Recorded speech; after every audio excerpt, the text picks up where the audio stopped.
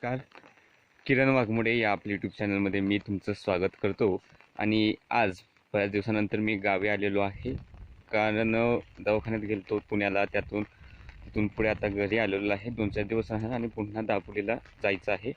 पण सध्या मी तुम्हाला आता आमच्या गावाकडचे काही दृश्य दाखवतो. सध्या सकाळ झाली आणि मी व्हिडिओ बनवण्यासाठी चाललो आहे आणि पावसामुळे तुम्ही पाहू शकता या ठिकाणी कशा प्रकारची परिस्थिती आहे.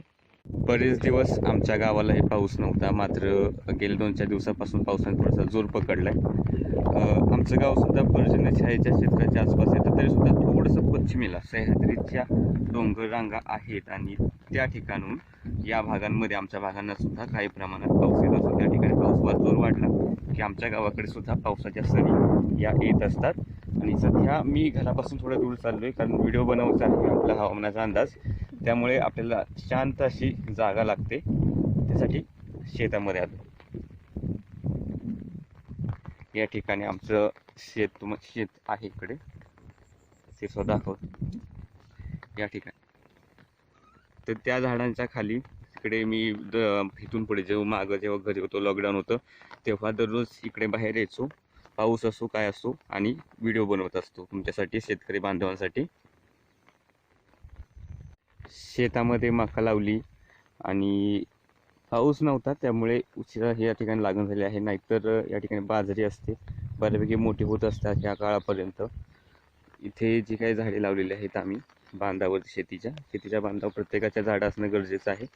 आमच्या तरी इथे आहेच. सकाळचा व्हिडिओ बनवून झालेला आहे. अजूनही पावसाची हलकीची संततधार आमच्या गावामध्ये सगळे आहे. गेले बरेच दिवस पाऊस नव्हता, त्यामुळे आमच्या गावाकडच्या सुद्धा पेरण्या बऱ्यापैकी रखडल्या होत्या, पण आता पुन्हा सुरू होतील. तुम्हाला आमच्या गावातील काही थोडेफार दृश्य दाखवतो. ठिकाणी समोर जो डोंगर दिसत आहे, छोटासा डोंगर रांग आहे आमच्या गावासाठी लाभलेली. ही डोंगर रांग आलेली आहे महादेव डोंगर रांगांपासून, जी सह्याद्रीच्या भागांमधून निघते आणि साताऱ्याच्या भागांमध्ये पसरते. अशा प्रकारे या ठिकाणी पश्चिमेकडे सुद्धा आता चांगले पावसाचे ढग आहेत. आज 1 किंवा येत्या 24 तासात हे आमच्या गावाकडचा चांगला पाऊस होणार आहे. आणि जसं मी मगाशी सांगितलं की प्रत्येकाच्या बांधावरती झाडे असणं खूप गरजेचं आहे. झाडे नक्कीच लावत चला. तुम्ही पाहू शकता या ठिकाणी आम्ही जी लावलेली झाडं आहेत, आमचं जो काही रान आहे त्याच्या बांधाला ही झाडे लावलेली आहेत. तुम्ही सुद्धा अशा प्रकारे झाडे लावा, झाडांचं रक्षण करा, जेणेकरून नक्कीच त्याचा तुम्हाला निश्चित फायदा होईल.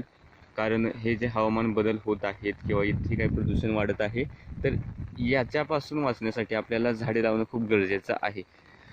तर सध्या या अपडेटमध्ये आपल्या इतकंच. पुन्हा भेटूया नवीन व्हिडिओमध्ये. तोपर्यंत नमस्कार.